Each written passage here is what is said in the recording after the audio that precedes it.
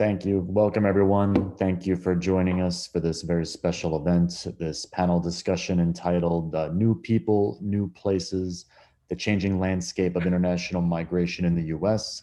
My name is Richard Osijo. I'm Associate Professor of Sociology at the CUNY Grad Center and at John Jay College, and I'm also the Director of the Graduate Center's Master's Program in International Migration Studies. Now in its third year, growing very nicely. We are co-sponsoring this event with the Immigrant Seminar Series at the Graduate Center. Thank you to Professor Van Tran, who has been organizing this series with me. We've now had 4 or 5, I'd say, really successful events thus far this semester, and I'm very thrilled to be hosting this one. We had originally scheduled this past 7th. You can guess what happened to that one. So I'm glad we got to recreate it here. Thank you for joining us today. Yeah, if you're like me, you've not been staring at a screen all week and hitting the refresh button consistently. So, you're fresh. You're fresh and ready to go here 4:30 on a Friday. So thank you so much for joining. And now I'd like to introduce and turn it over to our panel moderator, a member of the IMS faculty and Associate Professor of Political Science at Baruch College, Professor Els de Graaf. Take it away. Hi, everybody. Thank you so much for joining us on a Friday afternoon during a week that's been trying and exciting, depending on gut-wrenching, whatever way you want to describe it. But we're glad that you're here to join us for this panel discussion on the changing landscape of immigration in the United States. So before I introduce our esteemed panelists or speakers, I want to go over just a few housekeeping items. So if you're not presenting, I want to ask you to please keep yourselves muted for the duration of the presentations.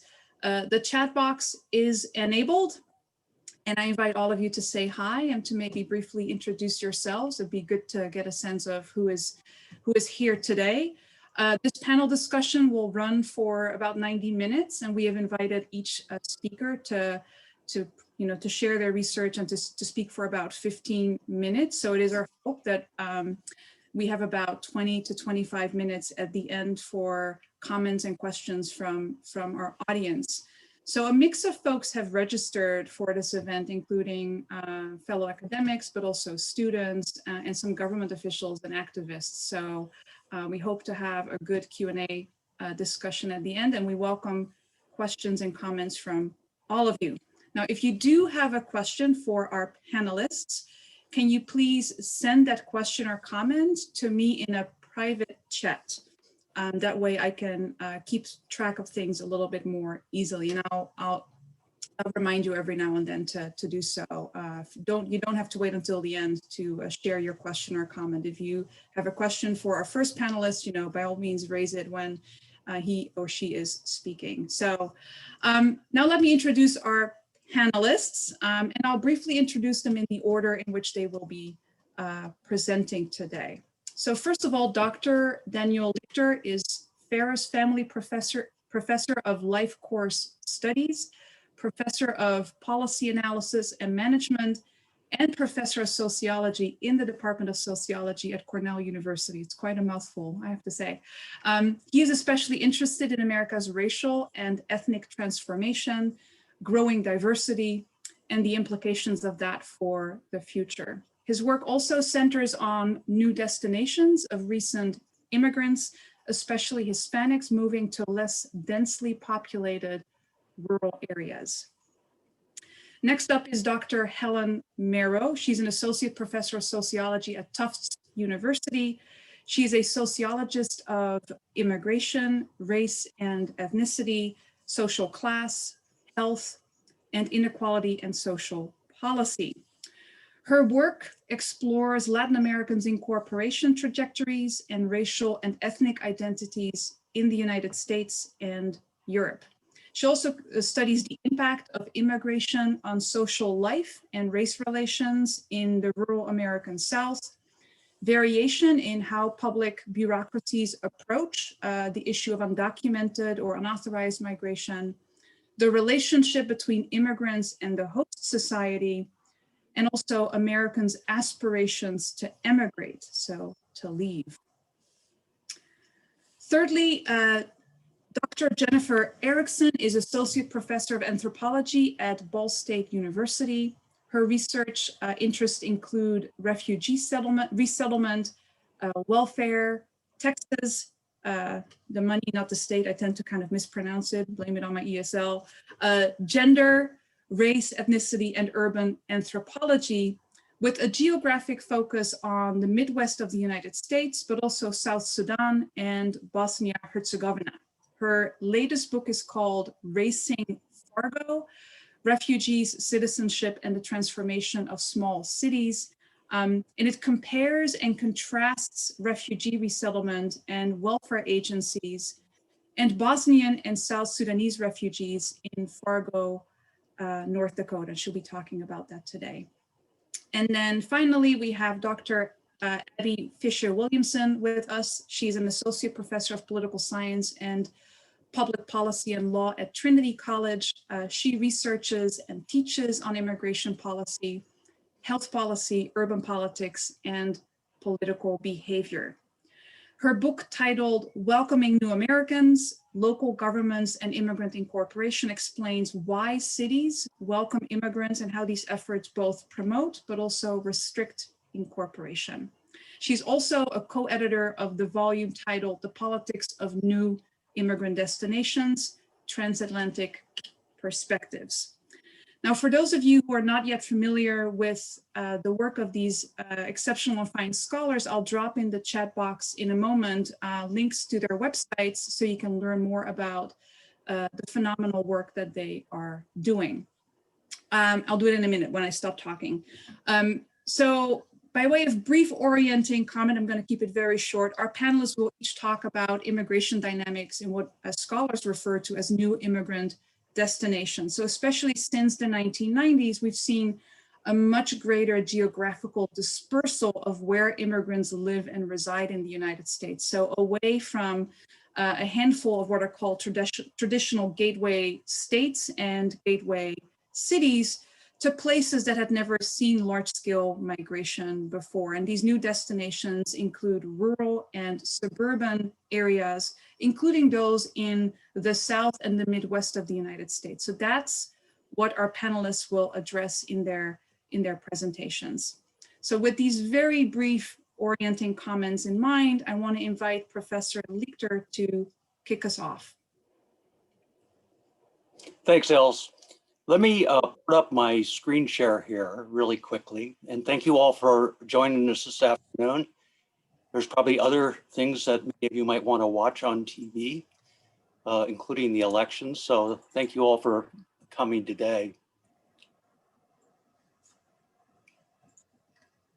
What I'm going to do is I'm going to talk primarily about new destinations in rural areas, which is a topic I've been working on for the last 15 or 20 years.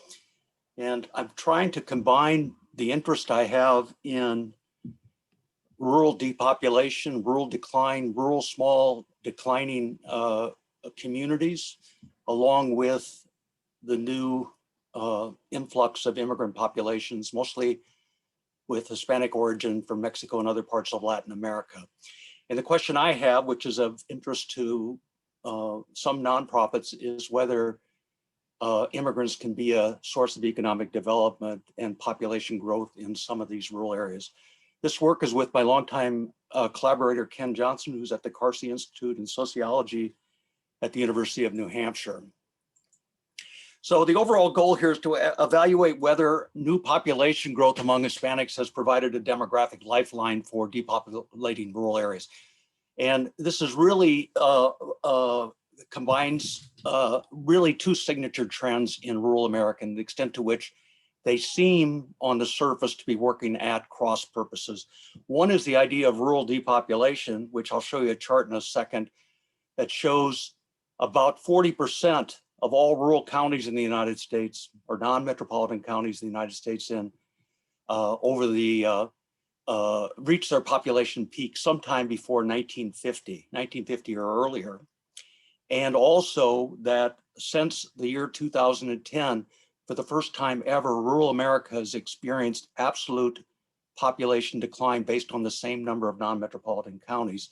At the same time, we have a population boom in some sense in rural America with the Hispanic population and other minority populations, refugee populations, and so on. And when you look at Latino growth since over the last 3 decades, they have been primarily responsible. 60% of the growth in non-metropolitan counties over the last 3 decades can be attributed directly to Hispanic population growth. And that in part reflects the fact that there are 2 different things going on among the native indigenous population there, the mostly white population, but not entirely. And that is continuing outmigration from rural areas, along with a decline in the size of the female population of reproductive age, leading to declines in natural increase, especially as the population ages. So we're seeing very rapid changes in the racial composition of rural America, at least in some parts of rural America. So this is guided sort of by 3 different ways to think about a demographic lifeline, the way we're thinking of it. One is, and this is probably isn't the best term right now, one is the idea of replacement. Here I really mean the extent to which these areas are declining in population size. Whites are leaving, they're experiencing aging in place and high mortality, and there are no young people to contribute to offset that decline. Where then Hispanics move into the area and replace this lost population. A second way to think about this is in terms of displacement. Basically, this is the analogous to white flight that we've seen so often in big city neighborhoods. But in this case, and there's some evidence of this, where Hispanics move in or other immigrant population groups move in and whites move out. So there's a kind of displacement. So the population size may not change at all. There may not be this demographic lifeline in the way I'm thinking of it here, but rather just a change in the racial and ethnic composition of the population with little or no population change in the size. And then lastly, we can think about the reinforcement of population growth. That is a multiplier effect in the sense that Hispanics are a stimulus to growth in general, or they're responding to growth in the non-Hispanic population.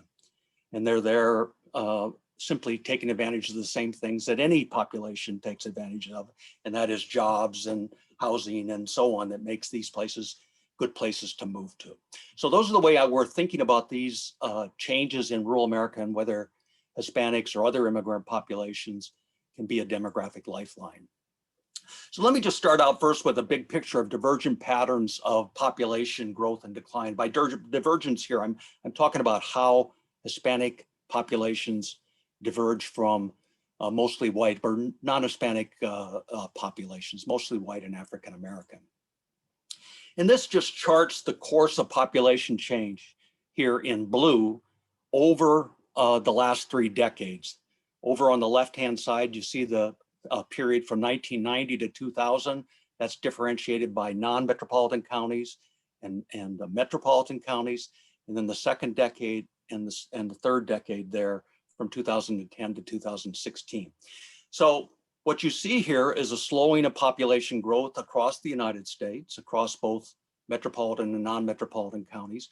But the decline has been especially precipitous in the non-metropolitan counties, where the first time ever non-metropolitan areas defined after the decennial census have experienced absolute population decline. And what had always happened before is the slowing net migration rates were offset by natural increase, the difference between fertility and mortality, that offset that decline due to net migration. And that's simply no longer the case there. You can compare the green over here on the right-hand panel for the non-met with the red, and you get this negative trait. So obviously, right off the bat, we know that Hispanics overall have not changed the trajectory of these growths in the sense that they've revitalized in the aggregate non-metropolitan population growth. But what I'll show you is that the patterns have been very uneven across the United States. And in some areas, especially in Hispanic boom towns, in areas where the white population, the population overall is growing. They've increased rather dramatically, but they're growing everywhere, even in these declining areas. And you can see that when you look at this. This is just over the same period of time. And you can see the total population in blue there on the very left-hand side. That's the annual population change in actual numbers. And you can see, again, this downward shift over time. The non-Hispanic population has gone to negative. And you can see that is linked to the overall population over here on the right-hand side of population change, same as before. But you can see over here how Hispanics have offset that decline, but they haven't completely offset it. During the period from 2000 to 2010, that middle graph there, you can see that Hispanics accounted for roughly 60% of the growth during the 2000 to 2010 period. And that's pretty consistent what we've seen through the entire 30-year or 27-year period here. So can Hispanic growth that we've seen here, which is much greater than what we've seen in the non-Hispanic population, can it provide economic growth or demographic growth in these rural areas? And so that's the central change here. So in this particular case, this is looking at counties that were depopulating across the very bottom there. What I need here is a pointer. You guys can't see my pointer probably, but what you can see here on the left is depopulating counties. These are the 700 plus counties in non-metropolitan America that reached their population peak in 1950 or before. Then we have the population lost counties here in the middle. And those counties are counties that maybe reached their peak after 1950, but have been losing population, but not to the same extent as these highly depopulating counties. And then lastly, we've got the counties that have experienced population change. And if you look at that gray bar in each case, you can see Hispanic growth. And Hispanic growth is the most rapid in these population gain counties. But whereas the other two depopulating counties and population loss counties, they're also experiencing Hispanic population growth over this 27-year period, while non-Hispanic populations, mostly whites, but also African Americans, are leaving these rural areas, contributing to this decline. So the next chart here, if I could, yeah, the next chart just breaks this down into the most recent period rather than the 20-year period. And again, we find the same sort of thing here. This is from 2000 to, do I have the same thing? Hold on, let me check, make sure I'm in the same spot. Yeah, this is, the previous chart was 1990 to 2017. This chart is from 2010, the most recent period of population decline. For one thing, you see, if you go back and compare these two charts, you can see the much lower growth rates in these non-metropolitan areas.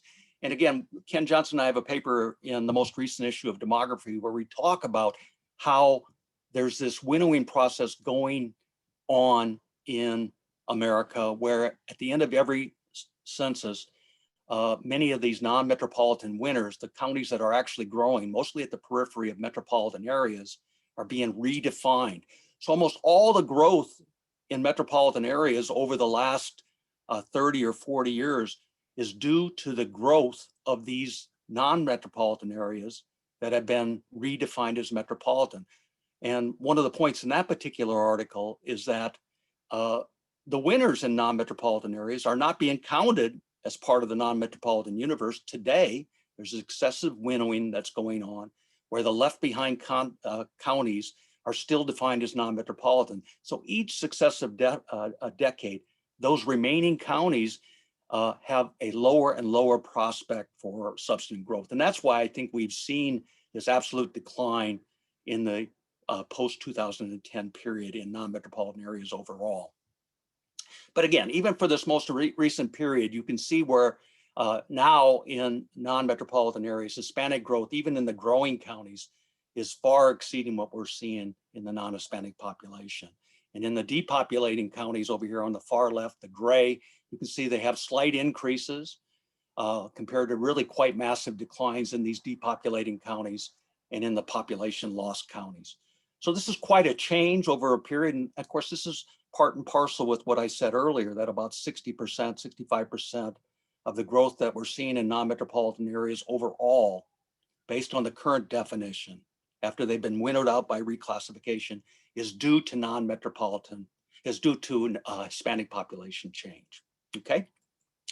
So what does this mean? Well, in this particular chart, we're looking at, again, this most recent period since 2010. We've created this typology. We're looking at, on the right there in red, population lost counties where both the non-Hispanic and the Hispanic populations declined, absolutely.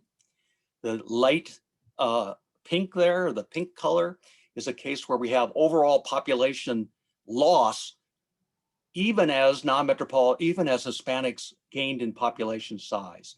So these areas are losing. Some of that loss is being offset by the gains of the Hispanic population.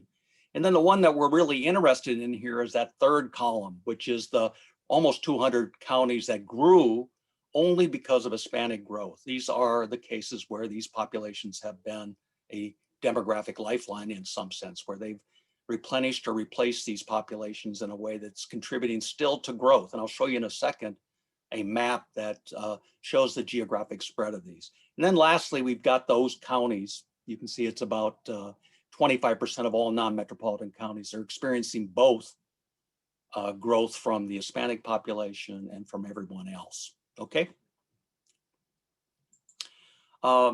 This just shows you again these different types of counties. And again, it just repeats what I've just said, but even in these previously depopulating counties, you can see some sense there in the light blue that the counties that are growing as a result, some counties are growing as a result of Hispanic population change.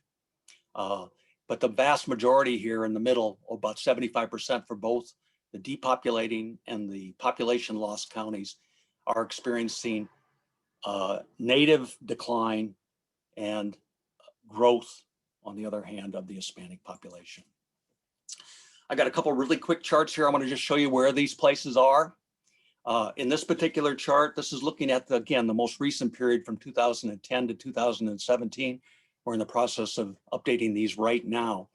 And I think the ones to focus on are the light colored red and also the light colored blue.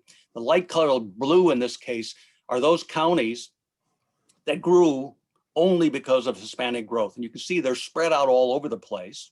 You know, it's not just in the agricultural heartland, but it's in a lot of different places. You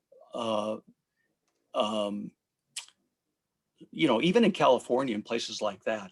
And the orange there, the light colored pink, shows you those counties that experience population loss and Hispanic gain. So Hispanics are really fundamental both to flipping from decline to growth, but also offsetting the declines that are taking place. That's overall. And you have about, just wanted to give you, I just gave you the 2-minute warning. Just that okay, I'm just about done here. Okay. This is the non-metropolitan counties here. So the previous one I gave you was the metropolitan. And you can see again, the spread of diversity across the United States, fueled in large part by the geographic spread of the Hispanic population. It's not because of Asians. It's not because of African Americans necessarily. It's mostly because of the Hispanic population. So some basic lessons: Hispanic and non-Hispanic population growth and distribution are diverging in the United States in ways that are offsetting incipient overall rural decline. But as we showed here, most of the Hispanic growth is occurring in already growing areas, which suggests what's really happening here. The biggest part of the story, I think, or we think, is this multiplier effect, that Hispanics are simply reinforcing the growth that's taking place or that's encouraging growth in other ways in some of these non-metropolitan areas. From a policy standpoint, and we've seen this at Aspen Institute has a special program looking at whether rural communities as an economic development strategy can market themselves as being receptive to immigrant populations, global small towns, if you will. And I've seen that in some town charters in the Midwest, in these, they consider themselves that as one of their strengths or comparative advantages, is they have a rural diverse population. How can we make those rural areas attractive to immigrants, either voluntary immigrants or People are interested in refugee populations and sponsoring refugees, or we've heard some discussions in some circles about so-called heartland visas, like we've seen in Australia, parts of the depopulating areas in rural parts of Europe, regional growth centers and the like. And again, we focused here primarily on population growth, but the growth in these communities is really important in stimulating growth in other important parts of the community, whether we're talking about schools, faith communities, hospitals, and so on. You lose your schools, you lose your hospitals, you lose, basically you lose your communities. I know even in upstate New York, many Catholic churches, for example, that might have otherwise consolidated have experienced Hispanic immigration, and they've been welcomed there in part because they've kept these Catholic churches open in rural areas. So this is my contact information. I'll be looking forward to your comments, I assume later on, but I don't know how we're doing this, Els. Thank you, Professor Lichter, for a wonderful presentation. We're saving questions till the end, but if you have a question that's fresh in your mind right now, please drop it in the chat box and address it to me privately so I can more easily identify the questions for our panelists. So next up, I want to invite Professor Merrow to give her presentation. Hey, I'm going to share my screen.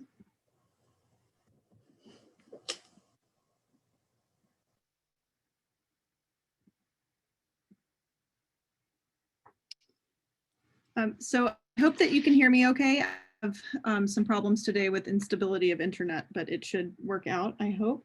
I thought that I would talk a bit about this theme of changing landscape of migration in new immigrant destinations today.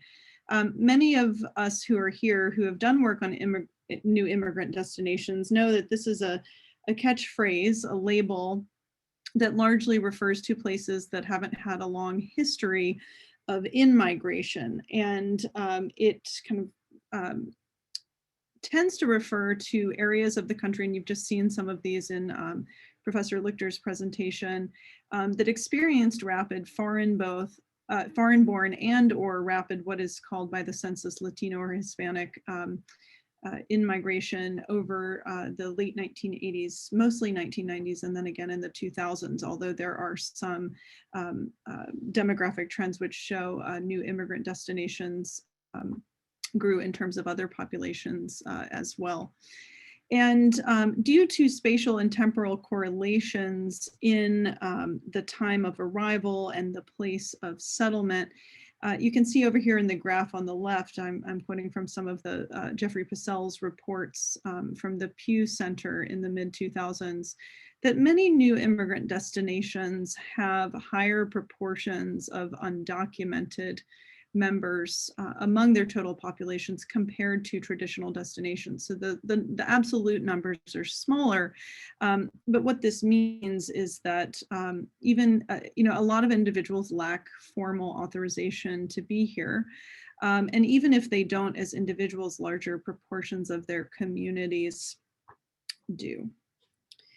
Over time, even though many of these arrivals were initially Mexican immigrants and also Mexican Americans who were in a sense pushed out of Southern California and other parts of the Southwest into growing areas of the Sun Belt and the Midwest in the 80s and 90s. Over time, that gave way to family formation, which was partly the result of maturing migration flows, as well as the settling out of farm worker populations. Also the result of changing political incentives, including IRCA in 1986. Such that by 2005, and I'm quoting some of Professor Lichter's work again, 2005, more than half of the total so-called Hispanic population in non-metropolitan America already at that time now came from US births rather than in migration of people who were born in another country. And some of the graphs and numbers that you just saw, right, point to the increasing rates of repopulation rather than necessarily foreign-born increase in many non-metropolitan areas. Scholars have faced several methodological challenges in constructing. I'm going to talk today about not just the first generation, but second generation. Kind of think about this shifting landscape, right? As these flows mature, as populations settle, as more people have children here. The scholarship in new immigrant destinations is largely still focused on the first generation, and it should be. Their recent arrivals, they arrived in the late 80s through 2010s, right? And so there's a lot of focus on kind of how they're adapting, how they're doing, and how they're being treated, how they're being received.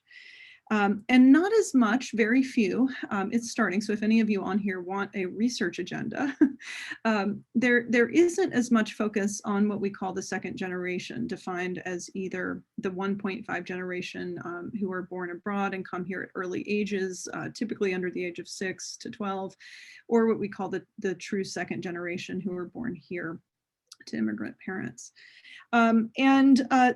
There's a couple reasons for this beyond just that these populations are recent. It's also that immigrant populations in new immigrant destinations also tend to be smaller in size and more geographically dispersed than they do in traditional gateways. So it's in a sense kind of harder to sample them, and certainly to sample them in a systematic or even representative way. If you compare this to some of the seminal second generation studies that have taken place in the New York City area, in San Diego, in Miami, and in Los Angeles, right? Those studies were able to sample more dense populations in a smaller defined geographic area, and from groups that had been there dating back to the 1970s, 1960s, and sometimes even prior. So methodologically, it's been a bit hard, I think, for scholars to sort of sample and identify the 1.5 and second generations.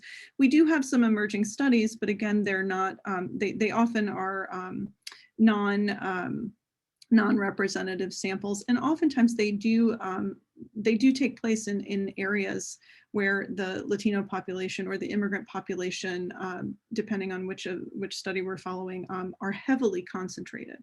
And again, that's okay, because as you just saw, right, a lot of these flows in new immigrant destinations, certainly in non-metropolitan America, are very heavily concentrated as is, but we know that that doesn't give us the whole landscape, the whole story of how the second generation is doing in a variety of new immigrant destinations. So what I wanted to talk about today is just give a general call for a new agenda, more research into the experiences of youth growing up in new immigrant destinations, thinking about setting up this agenda to look over time. But I want to point our attention to, I think, something that's really, really important, both in terms of change over time, historical moment in time, also in policy context in many new immigrant destinations, particularly in rural areas and particularly in the South. Back in the 1990s, all the way to the early 2000s, my work included, and it's important that my own work took place in 2003 and 2004, what we call the context of reception towards new immigrants, even new quote unquote Hispanics, Latinos, was more ambivalent, was more neutral, maybe even contradictory than it is today. Today, we talk about a context of reception that is absolutely, decidedly hostile. And that just wasn't the case as recently as 15 years ago. And so I want to talk about this changing context of reception, because if we're going to understand how the youth are doing and how they're growing up, my point is that we have to understand when they arrived, when they grew up, when their parents first came here, how they were received, what age they are. We have to pay attention to historical cohort and moment in time to understand their opportunities. Why did this shift come about? Many new immigrant destinations experience this really acute negative turn in institutional and political receiving context after 2005. I'm going to argue to you that 2005 is a very critical year. So this turn didn't just come out of kind of the organic politics of continued growth. It wasn't just a reaction among people, natives in new immigrant destinations who got upset that there were all of a sudden too many people who were new. It's dependent on the politics that took place at the federal level in 2005. In 2005, the US House of Representatives in Washington passed the Border Protection, Anti-Terrorism, and Illegal Immigration Control Act, what's known as HR 4437. And this act proposed increasing penalties for employers who hired undocumented workers. It dramatically proposed extending fencing along the US-Mexican border. And most importantly, it proposed making unlawful presence in the US a felony, as opposed to a civil offense. And it was ultimately so harsh that it never made it through the US Senate, so it never became law, but it had a number of important symbolic effects. And it initiated not only massive immigrants' rights protests in the spring of 2006, but it also initiated a wave of state-level restrictive policymaking that would intensify over the next couple of years. Now, scholars in new immigrant destinations, especially in the South, took note of this shift right away, immediately. Prior to the immigrant rights marches in 2006, for instance, Latinos living in Greenville, South Carolina, had perceived that they were, quote unquote, favored and wanted over US-born workers in Monica McDermott's research and in Laura Lopez Sanders' research.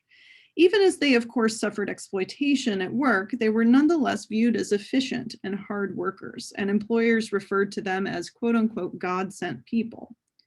In the parallel covert ethnography that Monica McDermott conducted of white and Black South Carolinians at that time in that exact year, she noted that all the way through 2005, whites in Greenville were largely confused about who Latinos were.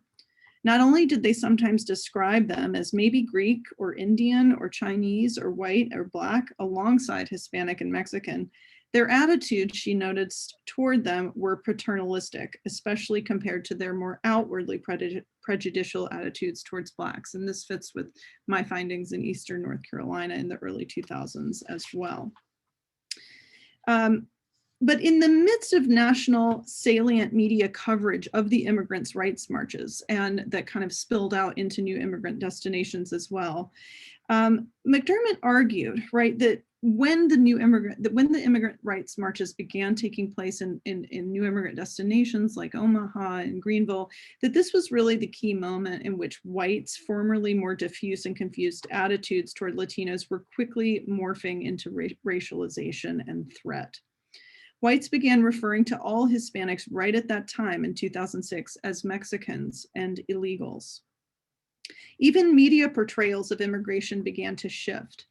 After 2005, English language media in South Carolina would increasingly present Mexicans as a cultural threat, while its counterparts in other southern states would increasingly characterize Hispanics and Latinos as either criminals or hard workers, using few narratives in between.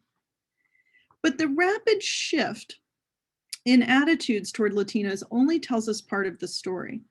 After the failure of HR 4437 in 2005, US states began to respond behaviorally. And Ovink, Ebert, and Okamoto draw on Herbert Bloomer's assertion that big events, and I'm arguing to you here and they're arguing as well, that HR 4437 served as a big event, which initiated this very clear racialization, both in terms of attitudes, but also policy. They used a subset of state immigration legislation data on state level bills related to policies on in-state tuition. And they were looking at the time period between 1996 and 2010. They found that, consistent with Bloomer's expectations, it was not until after the failure of HR 4437 in 2005 and the subsequent 2006 immigrants' rights protests that various US states began to pass restrictive legislation towards undocumented immigrants in that educational domain. Also consistent with Bloomer's expectations, they found that exclusive policymaking was most likely to come out of states that had small shares of immigrants, right? Many of them new immigrant destinations, and also the ones that had the strongest conservative voter constituencies. So also largely in the South.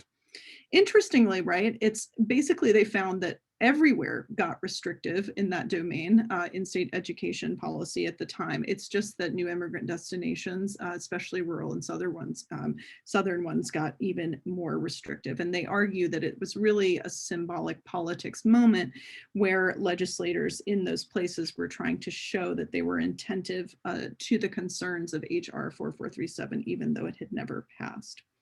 Now, there were a lot of other exclusionary laws and policies towards immigrants that began being passed at that time in the late 2000s, and they all gained momentum at the federal and state levels. And they took place in 287G programs, in policing, also E-Verify expands in the workplace. And you get to a point by the sort of 2008 to 11, where there are even a lot of omnibus bills, right? Omnibus bills that states are passing, Alabama, Georgia, even Arizona, another new immigrant destination, right? To really make life very tough for- Helen, just a quick, you have about a minute and a half, okay? Roughly. Wonderful, I'll finish right up. And the authors here that I'm quoting to you really show, and they argue that this is the moment, right, that really crystallizes difference and racialization in between Latinos and other groups. And it leads to bureaucratic and institutional closure. Latinos lose jobs. The first generation can't keep jobs. Before, at least, they could keep their jobs. And Jennifer Jones calls it reverse incorporation. Laura Lopez Sanders calls it downward spiraling, right? So I want to suggest to you that even though we don't have a lot of research on the second generation yet, that what we know from this change among their parents suggests that we are more cautious about the effects on this, the downstream effects intergenerationally on the second generation from here on. Whereas what literature we did have prior to 2006 suggested cautious optimism for youth and the second generation, including my own research, now we have increasing calls, right, that show that bureaucratic helpers' hands are being tied. People aren't allowed to keep jobs, they can't get cars, right? And this affects the economic and mental and psychological and emotional well-being of youth.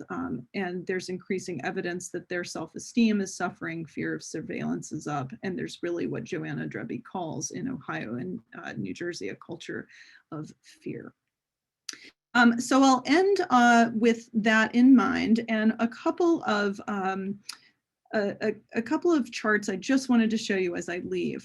As we're thinking about the changing landscape, we are in this landscape, right, with a lot of that exclusion, of that restriction, a lot of that worry has been exacerbated under 4 years of Trump, Sessions, Kobach, and Miller.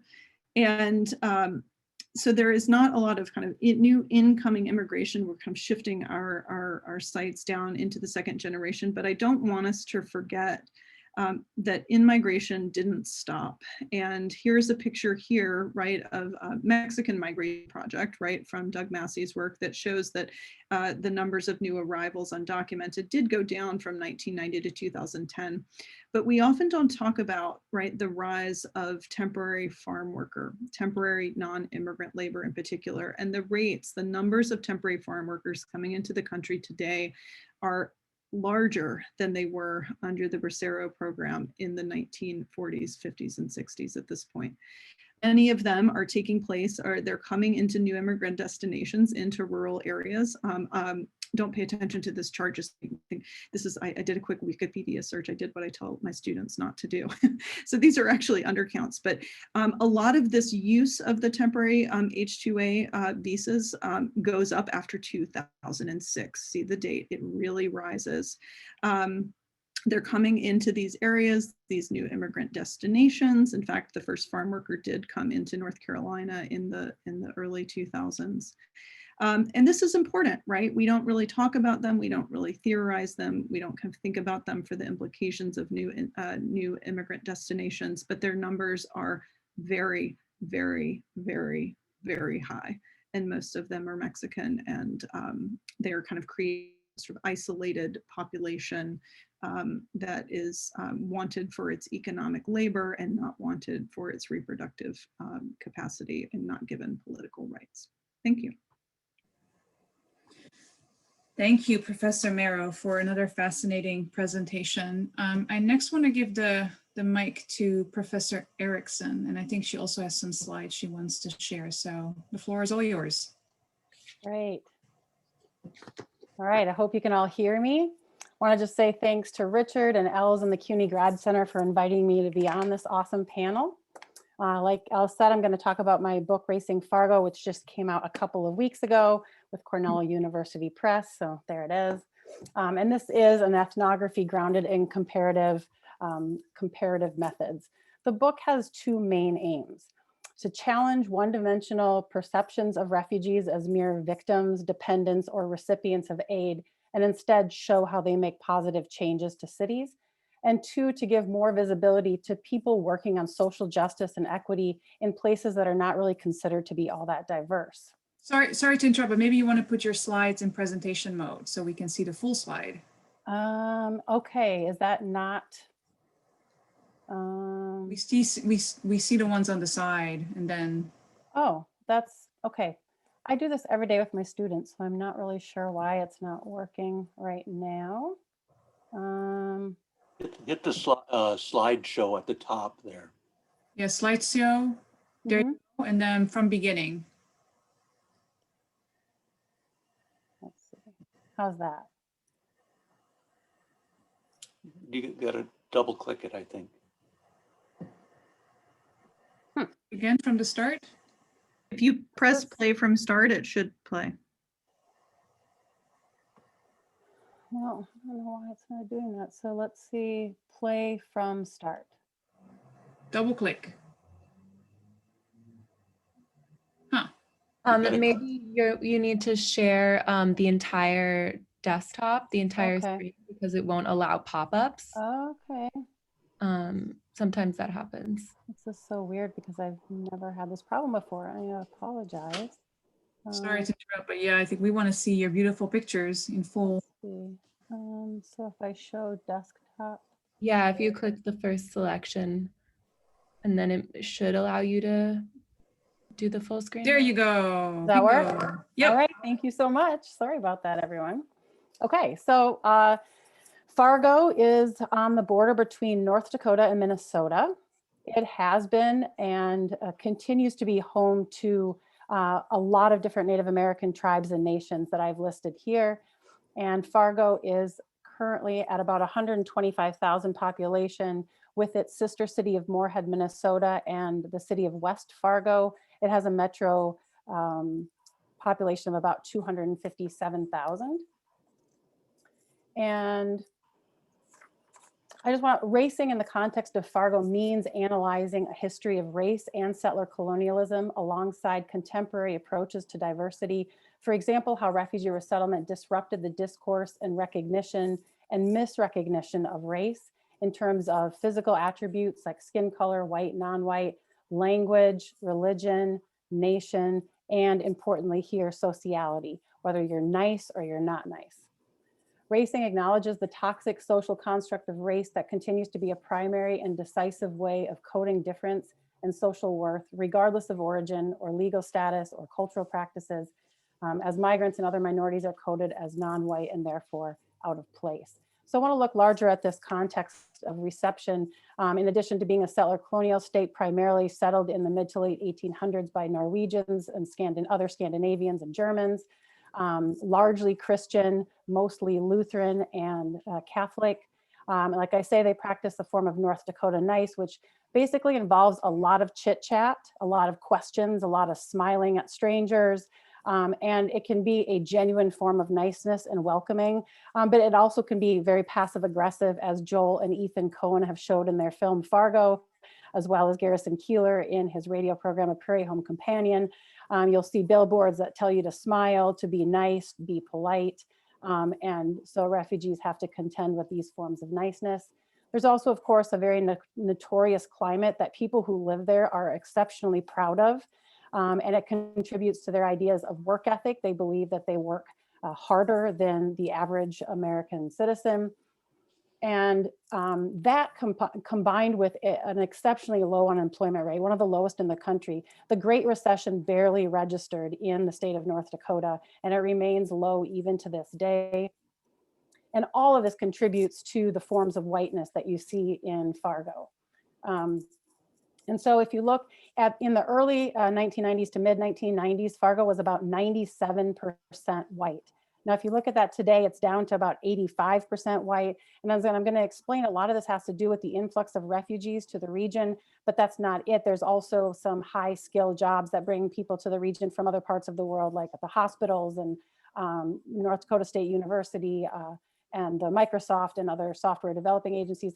But refugees by far get the most attention. So I'm focused on that today, obviously.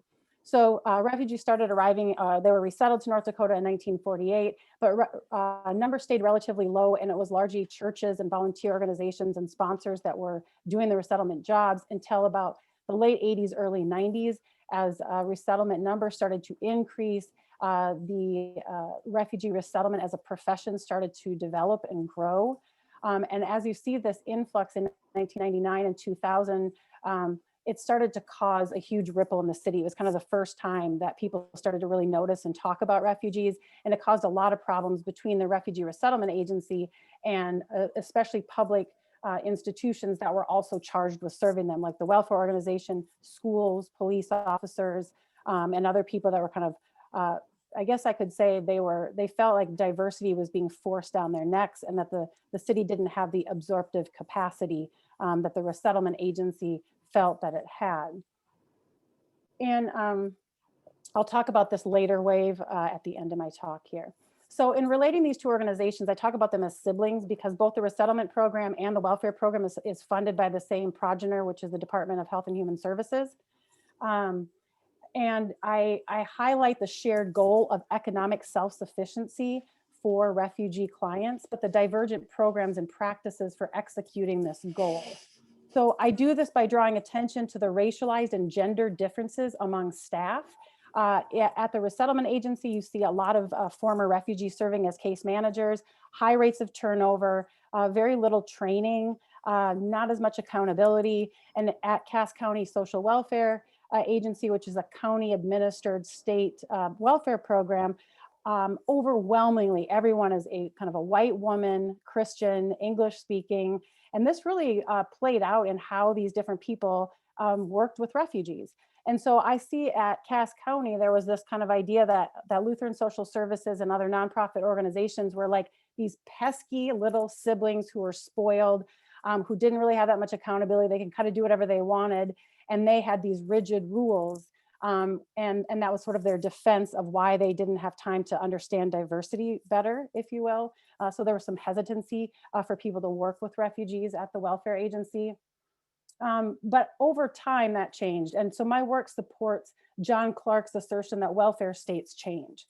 People and practices shape welfare states through their knowledge, norms, identities, and power. And they're shaped by these top-down policies like 1996 and 2006 welfare reform bills, but also by bottom-up everyday practices like the influx of refugees to Fargo. In addition to analyzing everyday practices of social service organizations, I also worked with two groups of New Americans, Bosnians and Southern Sudanese. I chose these groups because they were some of the largest groups of New Americans in Fargo, along with Somalis, Iraqis, and Bhutanese. They also differed in key ways. Bosnians come from the former Socialist Republic of Yugoslavia, which experienced a rapid bloody dissolution in the early 1990s as a result of communism, the fall of communism. The United States accepted about 125,000 Bosnian refugees between 1993 and 2004. Of these, about 1,200 were resettled to Fargo. And of those 1,200, about 2/3 of them were Bosnian Roma or Gypsies, who were less than 8% of the population in pre-war Bosnia. So these demographics sort of shifted. The other third were mostly Bosnian Muslims, but none of them really practiced Islam. They weren't actually like, practicing like Somalis were. They were just mostly ethnic Muslims. So Bosnians were experiencing discrimination, or I'm sorry, Roma were experiencing discrimination in Bosnia, as were Muslims, but also in Fargo. So Roma, and Bosnian Roma in particular, had one of the worst reputations in Fargo due to their allegedly suspicious scrap metal businesses, early marriage practices, aversion to formal education, and because they were not coded as nice. And that was really important. Relationships between Bosnian Muslims and Roma was also one of mutual misrecognition. This misrecognition made it difficult to form a Bosnian coalition that could liaison, as other new American groups did, with the city for more rights, recognition, and entitlements. I forgot to put these up here, but you can see that these social hierarchies and identities from Bosnia traveled and kind of were reconfigured in Fargo, which impacted everyday forms of citizenship. There were even more differences among the 800 or so Southern Sudanese in Fargo than among Bosnians. They identified with at least a dozen different nations or tribes within South Sudan and spoke many different languages and dialects. As with Bosnians, there were wide variations in educational background and experiences with wartime violence and migration, like also urban and rural differences. But they shared three key characteristics in Fargo. The first was their Blackness in a dominantly white city in a country where skin color shapes access to power, authority, safety, and everyday life. The second characteristic was their Christianity, a response to Islamization and Arabization by Northern Sudanese, and to Christian missionization in South Sudan and in refugee camps before they came. There are at least 5 different Christian congregations of Southern Sudanese in the region. And the third characteristic was their position in the low-skill workforce. Like other new Americans, most Southern Sudanese worked in factories or as nursing assistants, home health care aides, hotel maids, and dishwashers. The term Lost Boys refers to about 20,000 boys and young men who fled war in South Sudan in 1987. In their treacherous exodus to Ethiopia, they experienced disease, thirst, starvation, drowning, shelling, bombardment, and more. By the time they arrived to Kakuma refugee camp in Kenya in 2001, more than half had died. Journalists describe them as among the most badly war traumatized children ever examined. The Lost Boys were about 10% of the 25,000 or so Southern Sudanese refugees resettled to the United States, but they garnered an outsized amount of attention locally and nationally when compared to other Sudanese. There were about 40 Lost Boys in Fargo, and they garnered quite a bit of attention. There's a picture of 3 of them that I interviewed here. Unlike Bosnians, though, Southern Sudanese men, and the Lost Boys in particular, spoke publicly about their trials and triumphs, which became somewhat formulaic and collective testimonial. Their storytelling, in addition to their overt gratefulness, niceness, and Christianity, none of which most Bosnians had, it helped to mitigate some of the racism leveled against them at work, in churches, at school, by police officers, and while shopping at grocery stores. So they used their stories to build civic and political clout and to collect funds to build wells, orphanages, and schools in South Sudan, which further elevated their status in Fargo. And they also formed a nonprofit organization to help them liaison with the city. There's been civil war in Sudan since 2013, but we don't have time to get into that right now. So on average, Fargo has been resettling more than 400 refugees per year for about 25 years, not including secondary migrants. In many parts of the country, the rallying cry against immigration of any kind is the notion that immigrants are taking jobs from more deserving citizens or stealing welfare. Fargo has some of the nation's lowest unemployment rates. So in fact, there's been a labor shortage. Unlike in other small post-industrial cities, xenophobes and critics of immigration have not been able to claim that refugees and immigrants are taking jobs from better deserving Americans. So instead, in the 20-teens, during another surge in resettlement, some began to create panic about the prevalence of tuberculosis among refugees. And let me just point here that it's so much more diverse than it was 30 years ago. So you can see some of the stats of people in the schools here. In 2016, a local news anchor reported that the rates of TB were rising for the first time in 20 years, and the rise was likely attributed to refugees. But there were just 4 reported cases of active TB in the county in 4 years, and 9 active cases in the state. So this is obviously not a real big problem. In 2016, a private citizen started a change.org petition to end resettlement to the region, and more than 3,000 people signed it. And then in 2017, the state legislature passed a bill that required a study on the costs of refugee resettlement to the state. The report found that costs were not significant In fact, it illuminated just how much foreign-born residents contributed to the metro area over time. And during this time, there was a surge of support for refugees. Some of the same public institutions that had been against refugee resettlement at the turn of the century were now defending resettlement because they had had these opportunities to get to know refugees, to serve them, to build up their programs, to have stronger infrastructures. And so they were defending them against the kind of rise of populism, racism, white supremacy, and nationalism that you are finding now around the country, including in Fargo, North Dakota. And so, you know, portraying refugees as people who are all, like all of us, were flawed, but bring important things to Fargo. So I'm gonna have to kind of skip ahead, I think, for my conclusion. I wanna say that Racing Fargo calls attention to the people promoting diversity and inclusion in Fargo, a city that does not continue to be diverse. And I absolutely love this poster. Considering Fargo's geopolitical location and its relative homogeneity, it may seem an exaggeration, absurd even, to think of Fargo as a global city. A poster plays on this idea, picturing these 4 cities, 3 of which are unquestionably global and cosmopolitan, the 4th one being Fargo. Fargo is global though, because we are all global through our histories of migration, through processes of colonialism, post-colonialism, and post-communism, through our contemporary commodity chains, through our social networks and our media, and through our connections with contemporary forms of immigration and resettlement. So I kind of have to skip the rest of this here. There's an amazing project there called the World Garden Commons, which is a participatory community design project that was led by New York-based ecological artist Jackie Bruckner and some of the city planners in Fargo that brought together children of all ages, elderly people, new Americans, Native Americans, you name it. People participated in this design project to turn one of Fargo's 20 water basins, stormwater basins, into a neighborhood amenity. And so this is another indication of just like that refugees and new Americans are contributing to city structures. They're actually making a difference. They're opening their own businesses. And so they're more than just labor. They're more than just economics.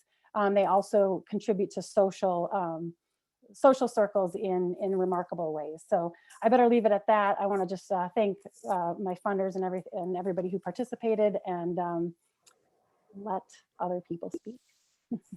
Thank you so much for sharing your fascinating research, Professor Erickson. I just want to remind everybody that if you have a question or a comment for our panelists, if you can let me know and just post a private chat. I've already gotten some questions and I'm accumulating them, so by all means share.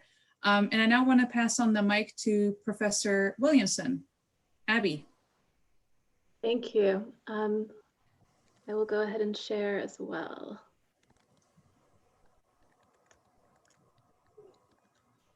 Actually, I want to make some. All right, is that showing in presentation mode now? Great. Yep, excellent. All right, so thank you for everyone for sticking with us on a late Friday afternoon in the midst of a contested election and all of that.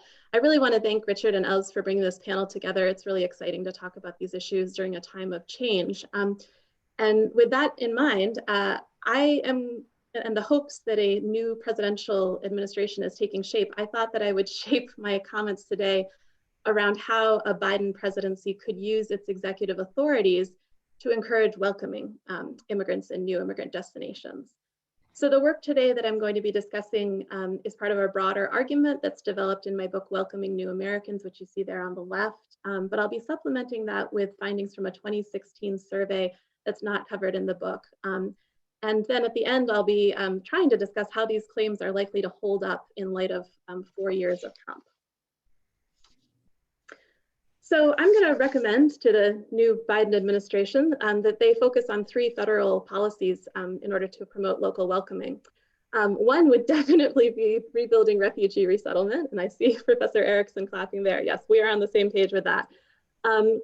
Definitely also minimizing local involvement in immigration enforcement.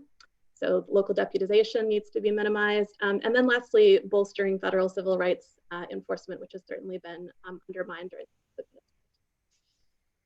All right, so how do I know, or how do I think I know more appropriately?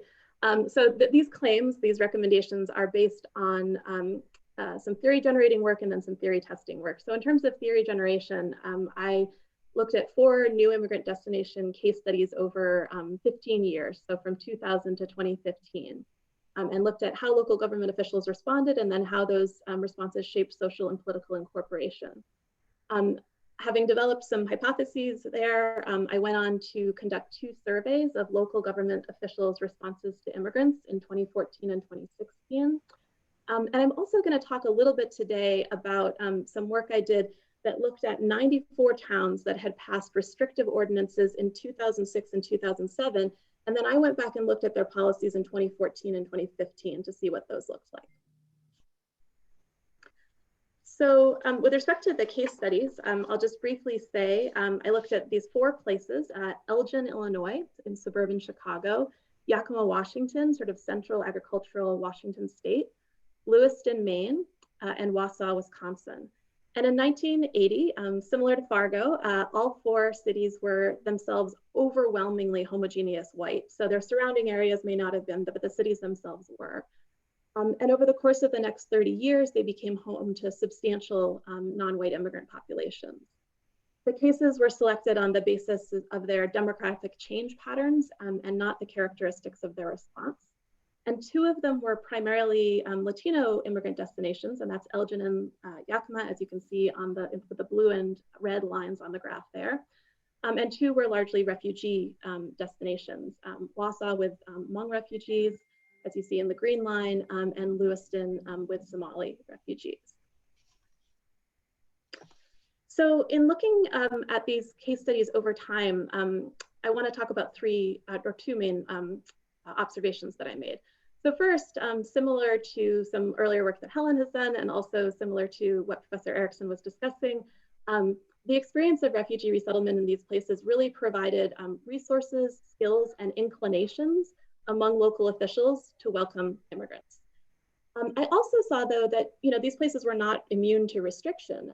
Indeed, in 3 out of 4 of my cities, there were major episodes of local government restriction of immigrants. But when those happened, if they were followed by external scrutiny, it tended to rein in restriction and then promote sort of a compensatory accommodation.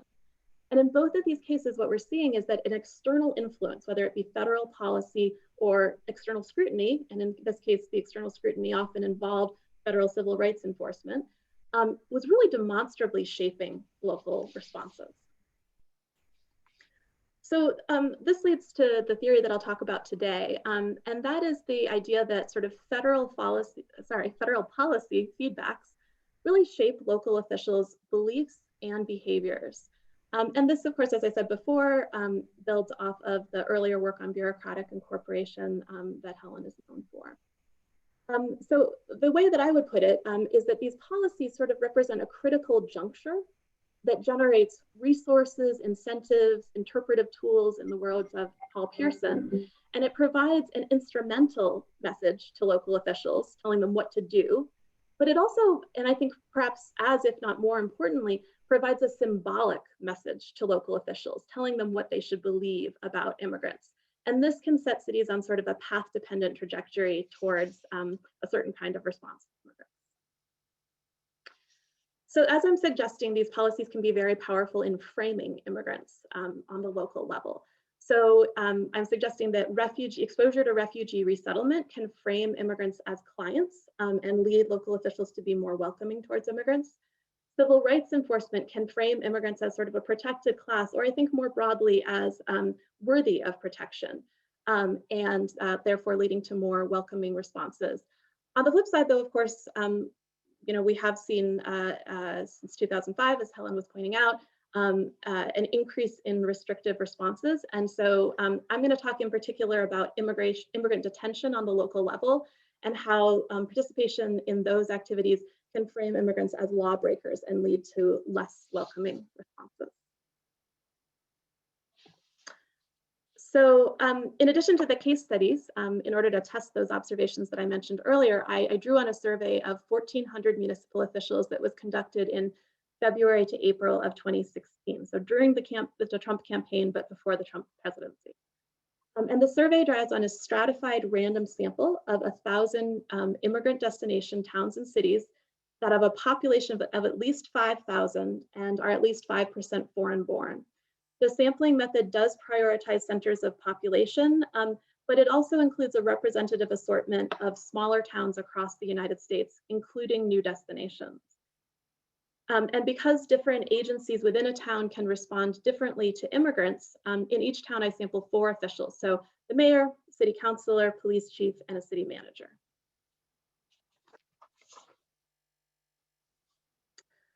So I received responses from 1,400 officials across 814 towns in 49 states. And that's responses from 81% of towns, 35% of officials. Of course, there was non-response, so some towns and some officials didn't respond, but fortunately that's not related to the town's demographic, geographic, or partisan characteristics. And the officials themselves come from a broad range across the ideological spectrum, and actually a plurality of them are Republicans or conservatives, and conservatives. 8% of the places that I'm talking about are new immigrant destinations, but in my earlier 2014 survey, which was only places up to 200,000 in size, about a quarter of them were new immigrant destinations, and very similar findings hold there as well. So a lot of existing research on local responses to immigrants really focuses on ordinances, but very few localities have implemented any formal ordinances when it comes to immigration. The action is really in the informal practices that I'll describe. And so in order to examine how federal policies shape local responses, I'm using an index of accommodation as my dependent variable. So the survey measured 19 total accommodating or welcoming practices, and the index is the proportion of those practices that a place has implemented given the practices that they were asked about in the survey. So this slide here lists the 6 most prevalent accommodating practices asked about in the survey. So you can see about 60% of towns were hiring immigrants to work in their municipal workforce. About half are recruiting immigrants to serve on boards and commissions. And I won't go through the whole thing, but you can see the other prevalent responses there. And I should say that in towns where more than one official responds, I average the responses across the officials. So I sort of have a town-wide picture of local responses to immigrants. So there's a variety of things that affect local responses to immigrants, and I can talk about those more in the Q&A if you like, but I'm going to focus in on the effect of these external policies.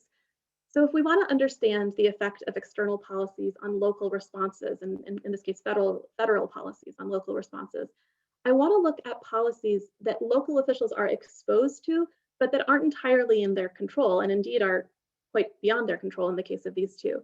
So refugee resettlement and county-level immigrant detention are 2 policies that city-level officials typically don't get to influence themselves.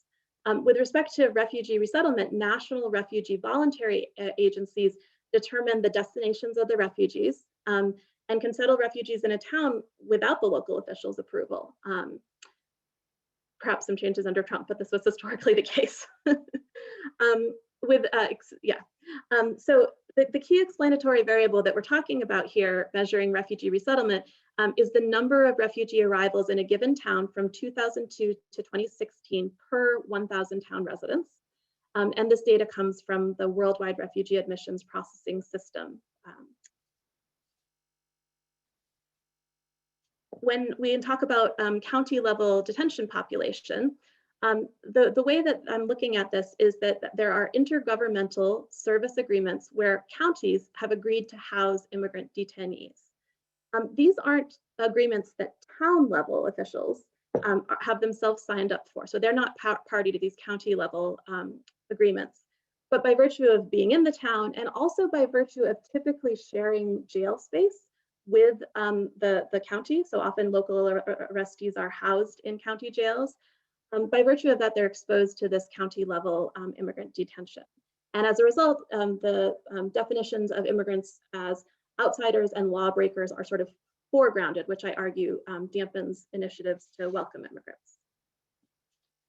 So I will just briefly say that in the analyses that I'm going to show, I control for a wide array of other things that affect local responses to immigrants, because I want to make sure that it's these federal policies that are actually making these changes and not a lot of other things. And I can talk about those more in the Q&A if you like. So in brief, what I find is that moving from a place with no refugee resettlement to a place with 15 refugees per 1,000 residents, which is what roughly 1 standard deviation above the mean, is associated with a predicted increase on the accommodation index of 3 percentage points. And that's about an additional half of an accommodating practice on the index. In brief, just because I know I need to wrap up because of time, it's basically the exact flip side when it comes to detention. So if you hold other variables at their means, if you move from no county level immigrant detainees to 0.75 detainees per 1,000, you increase on the accommodation index about 3%. Decrease on the accommodation index about 3 percentage points.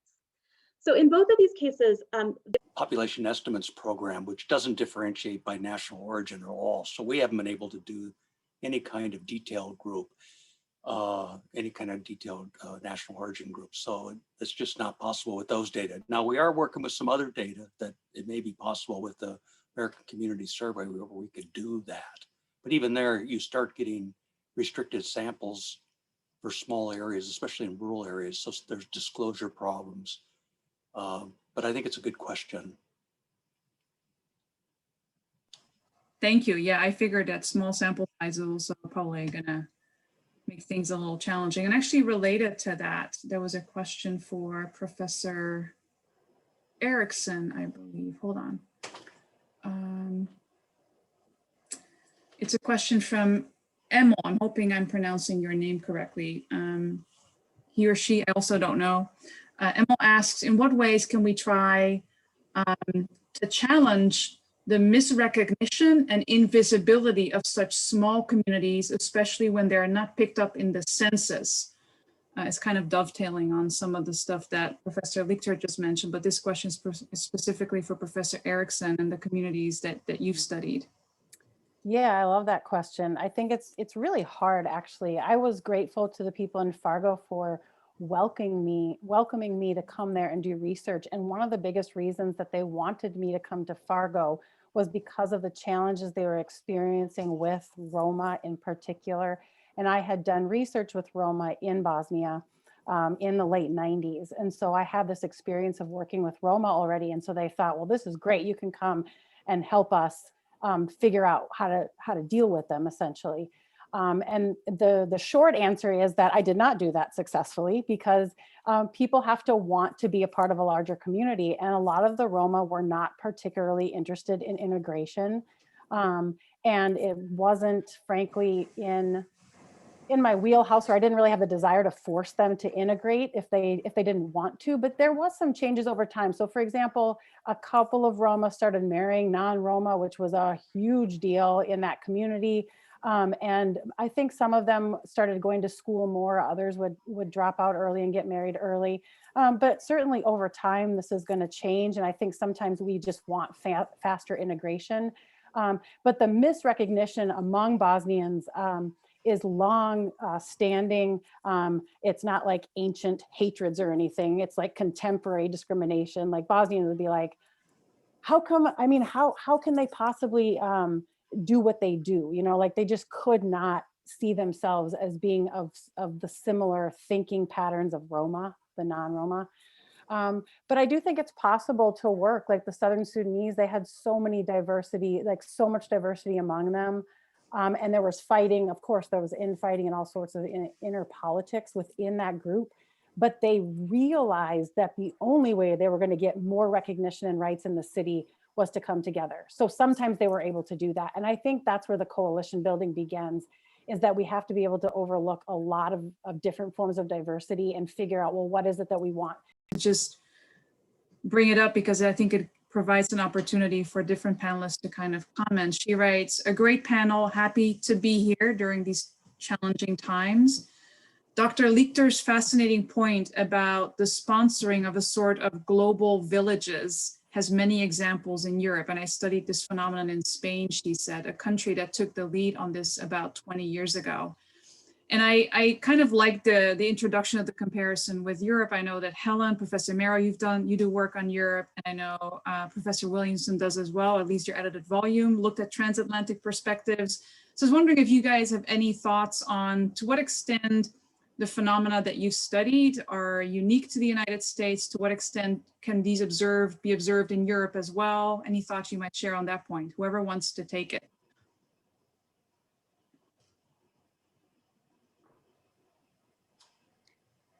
I can answer a little bit. I don't want to speak too much to the European comparison. I've done one project mainly in Ireland, and so I think others, even in the audience here, might be able to speak to that. I will say that as I was listening to this, both to Professor Erickson's and also Professor Williamson's presentations, what I was hearing resonated with one of my other current projects. And so the idea, right, they're kind of thinking about different levels, right? The sort of what is the kind of the state political and institutional sort of apparatus. You know, you might think of it as federal level, a state level, you might think of it as a local level. Can you pitch yourself as more welcoming or less welcoming? And right, obviously not everyone in those jurisdictions is going to agree, but you can tend more towards one or the other. And I do think there is research that those framings, in a sense, as Abby said, that they matter, right? That they create a feel that's symbolic, but they can also get translated down into actual, you know, policies and efforts that matter on the ground. And our new project, I mean, if you think comparatively, it's not Fargo, and it's also not the places that Abby was studying, but we have a survey, a representative survey in metropolitan Philadelphia and in metropolitan Atlanta. And we actually go down sort of within those levels at the interpersonal level and measure welcoming. Sort of, do you want to welcome others? How welcoming are you? How much do you desire to know them? And I can think about that as like nested within these larger levels. And we find actually that it matters, that very robustly, that having more exposure to other people who are other groups, and even having more frequent contact with them, even when you hold constant, like what your exposure is, results in more welcoming. It results in more desire to know. It results in more feeling welcomed. It results in higher trust, and it results in higher civic engagement. And these are robust for both the sort of immigrant groups that we're studying, which aren't even refugees. There's also just labor migrant groups, and also the receiving. And so I think, you know, and we've been struggling, right? It's kind of at the interpersonal level. How do you kind of amp that up, right? How do you make it, you know, bigger? But you take a place like Clarkston, Georgia, that's in our sample, right? Clarkston, Georgia is one of these places that has tried to make itself a little welcoming global city, right? Ellis Island of the South, right? They feel that, and that's somewhere where the votes are coming right now. You know, people feel that, and they talk about that, and it creates a sense of kind of being able to go outside, being able to talk to your neighbors, and you'll hear that reflected just in the way individuals speak and interact with each other too. Anybody else want to weigh in? Well, I'll just add. So, I mean, I'm by no means an expert on European new immigrant destinations, but I did have the good fortune to collaborate with my colleague Tony Messina on a conference back in 2013, I believe, that looked at contributions from both Europe and the United States, and examined sort of context of reception across a variety of different kinds of new immigrant destinations. And I think one thing that I'll mention from that, which is also true in my work in the United States, is interestingly, new immigrant destination status in and of itself is not determinative of responses. So in my analyses, if I control for whether a place is a new immigrant destination or not, that doesn't affect whether it responds. And there's some reason to think that it would, like if you're less experienced with immigration, maybe you're inherently going to be more restrictive, or maybe you're going to have less capacity or what have you. But at least in the ways that I had measured it, I'm not seeing an effect in and of itself of being a new immigrant destination. And in our broader work that looked at these various examples across Europe and the United States, we sort of concluded similarly that there were lots of other sort of contextual and demographic factors that were shaping responses to immigrants, and policy factors that were shaping responses to immigrants, but not in and of itself that new destination context. I just want to acknowledge that it's 6:02. I have a couple of more questions. Do you guys want to stick around and entertain those questions, or are you guys needing to go? Maybe 5-10 more minutes? Would that be okay? I have Yeah? a question too, if you. Sure, go ahead, Helen. I had a question for Abby and Jennifer. It's that you know, some of your work is specifically on refugees, and what Professor Lichter and I were talking about is more kind of on Hispanic and Latino, what we call labor migration, or maybe even seasonal farm worker migration. How do you see your arguments? And at the end, Abby, you said, you know, this language of kind of civil rights provides, right, a way for the larger level, federal level, to come in and sort of police and monitor and make sure it doesn't go too restrictive. Do you think that would, do you think both of what you would find would extend into undocumented immigrant reception?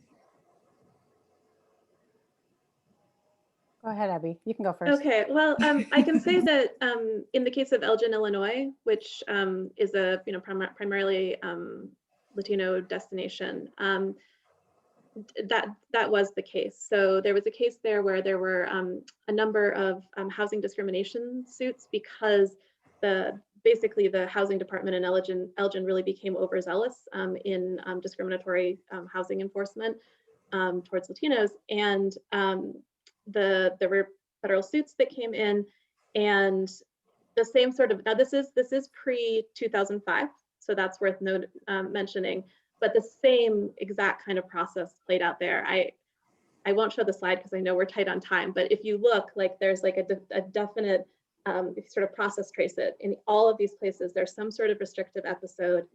There's a pattern of sort of similar levels of external scrutiny, and then there's very, very clear compensatory accommodation. So 2 of them were refugee destinations, but 1 was a Latino immigrant destination. I feel like it's both in my case. Like in that early surge that was around the turn of the century, the anti-refugee response was coming as a result of like the service providers and the schools and so on. And it seemed like a very specific sort of critique. But this later critique that's been coming, that I see as a result of populism, is using the same anti-Hispanic, anti-undocumented Latinx rhetoric against refugees. And I mean, technically, refugees are legally in the United States. I don't really discern. I don't call people illegal or not legal. But I found it really interesting. And this is where I think that rhetoric is coming from, I don't know, Fox News, Trump, but also one another, and just not discerning between. So I don't really even think the argument ends up ultimately being about legality. It's about race and class and xenophobia and so on, maybe, if that makes sense. But I think that the same rhetoric that's a welcoming rhetoric could be used to welcome Hispanic immigrants, absolutely. And I think that the experiences with refugees can and should translate to be welcoming of migrants from other legal avenues, if you will. We have more questions here than we have time to answer. I'm collecting them all, by the way. So if we don't get to addressing them, I'll email them to you and then you can maybe respond back. But maybe what I'll do in the interest of time, I'll try to give you each a question, like a final parting question for you to respond to. So let me see. Smorgasbord of good questions here. This is a question from Robin, who is a colleague at York College. This is for Professor Erickson. Given the modes of settlement, forced settlement, refugee accommodation of North Dakota, doesn't that offer the opportunity to reimagine North Dakota as a place of welcome for people seeking new beginnings, pioneers of sorts, offering a way to reframe the discourse about North Dakota as a place of settlement rather than as a place of globalization? It seems to me that the former would be more acceptable to local white and native populations more than the latter. Some quick reflections? Yeah, I love that question. It's complicated, and I agree to some degree. I think, again, in earlier waves, resettlement was framed as a humanitarian issue. There was a time in the 80s where people wanted to end the resettlement program, and the resettlement coordinator at the time went to the governor of North Dakota and said, I don't think we can do this anymore. It's not working. We shouldn't be a resettlement site anymore. And the governor said, what? We're the most Lutheran state in the country. We welcome people. We're Christians. We cannot end this resettlement program. And that is not the rhetoric that you are seeing coming out of North Dakota today. And so for me, I like the idea of framing it in humanitarian terms, of framing it like this is something that's important to do. But I think that the pro-refugee resettlement crowds in Fargo have realized that if they don't frame it in economic terms, that the anti-refugee crowd is not going to listen. But what I write about in my book is that I think they're wrong, and I think you're right.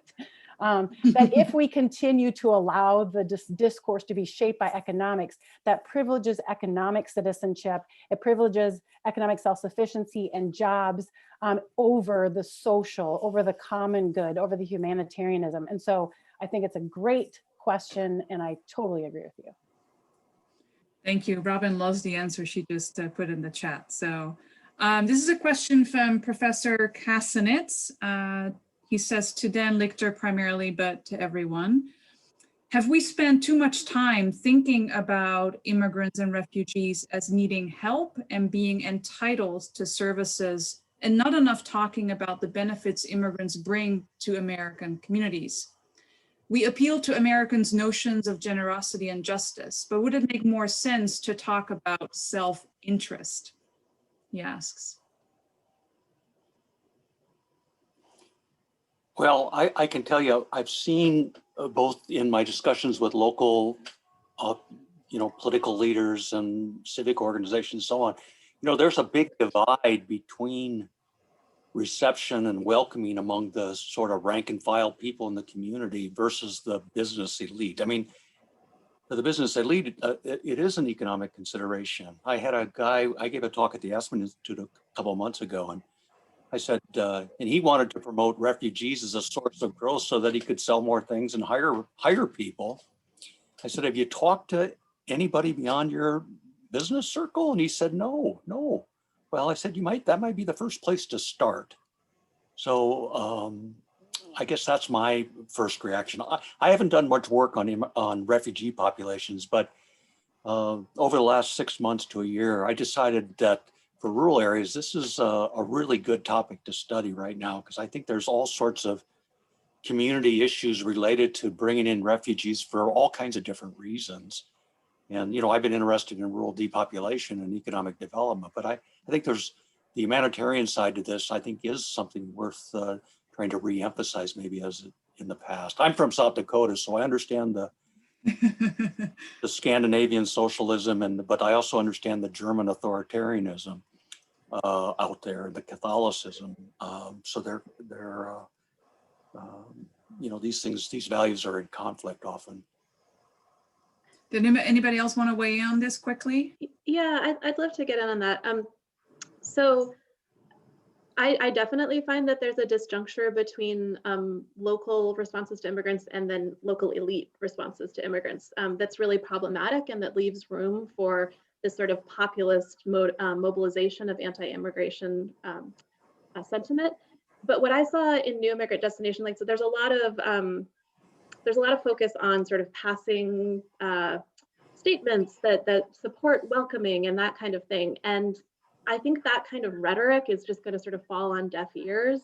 And what I found to be most effective, and this definitely backs up Helen's findings in the cities as well, is the importance of meaningful contact, like just going right back to sort of the seminal contact theory as being really crucial. So I think there's more to be learned about which framings are more effective in different contexts, but I think that just discussing it in terms of framings is going to be inadequate. I really think we need to focus on the contact, and I think that that's going to have a range of important effects, not only for immigrants, but also in like rebuilding trust in this really polarized time. Thank you.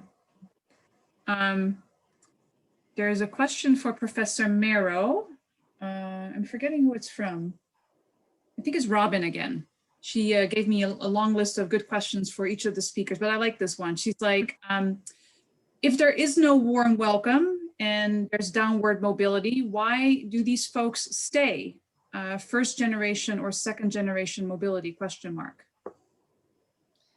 Well, that's a good question. I actually just finished reading a book. It's a couple of years old now by Angela Garcia called Legal Passing. And, you know, people have thought for a long time that if you just make the context of reception really negative, right, that it makes people so disenfranchised that they'll just leave, right? It's called an attrition by enforcement policy. And you know, speaking to the logic Professor Erickson was just mentioning, right, we often tend to think in this neoclassical economic logic, and we forget the social and the political and the emotional ways that people are embedded in life. You know, some people leave and decide maybe opportunities will be better somewhere else, but other people, especially kids, right, are in schools and they have families and they have parents who are embedded in their communities or schools, you know, in their religious organizations, right? And maybe they're having a hard time like getting work, but they're also embedded. I mean, that's the key word. And they're even embedded politically, right, to like not be pushed out. So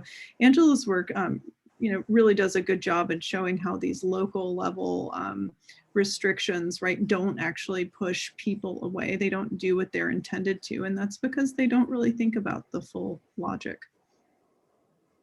Thank you. Then I have a question for Professor Williamson. You know that I've been doing work on immigrant affairs offices at the local and state level. And you've been talking about, you know, the kind of the guiding influence of federal kind of policy and programs. And for me, it's interesting to think, you know, back in the day when Hillary Clinton was campaigning and she actually spoke in Brooklyn at the National Immigrant Integration Conference, one of the things that had my ears perk up was she said, we should really create a national office of immigrant affairs.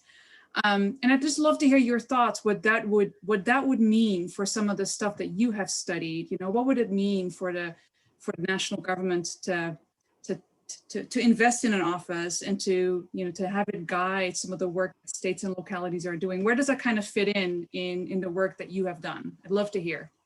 Yeah, no, thanks. That's a great question. Something I think a lot about. So I kind of am of two minds on this. So one is I think back to Mary Waters, who was on my committee when I was writing my dissertation. She would always say, like, we don't need to have all these sort of integration policies. People become integrated by watching TV. Like you don't need all this stuff at the federal level or anywhere else. That's not how it's going to happen. And I think there's something to that, which is part of why I sort of think we should be aiming towards like more policies that are promoting contact and that kind of thing, rather than just sort of simply rhetoric. On the other hand, I am a great fan of Irene Blomrad's work and the way that she's shown how federal policies in Canada can be so decisive in sort of shaping a culture of wanting to naturalize and sort of feeling a part of the country. And so I think there's something to that as well. But I would say if I got to choose where the federal government sort of focused their time, and of course this is legislative rather than sort of administrative, but I think that going back to some of the questions that were asked earlier about sort of the framing of immigrants and that kind of thing, I think probably we would all agree that one of the most harmful things right now is the fact that we continue to have sort of the unresolved status of unauthorized immigrants. And I think that in the absence of that, sure, we can have this national office, but we're just going to continue to have the frame be pushed of immigrants as lawbreakers. And so if I got to choose, they would focus on fixing that. But I think I still do have some thoughts that a federal office might have some important symbolic power the way Irene Blomrad writes about. Yeah, there's been talk about kind of commissions, right? At the federal level, several presidents have supported those to, you know, promote naturalization anyway, but I appreciate your comments. Well, it's 6:17. There are certainly more questions that I haven't been able to raise, but I think, you know, it's Friday afternoon. I think we probably want to return back to maybe the news. Is there any news? But I'm going to save all the questions and I will email them to you. And if I have the contact information of the person who asked it, I will include it and hoping that you might take a few minutes to respond. But I want to thank you each and every one for fascinating presentations and a thoughtful Q&A discussion at the end. And I want to thank all the participants for raising such wonderful questions. So On that note, I did post in the chat box, and I might actually repost it, that we have another event coming up on November 20th. Where is it? Here we go. And it's co-sponsored again by the IMS program, but also by the PhD sociology program. And I would warmly invite you all to register and join us again 2 weeks from today. So with that, I bid you good night, and hoping that we might have a final call on the election soon. Good night, and thank you so much. Bye-bye.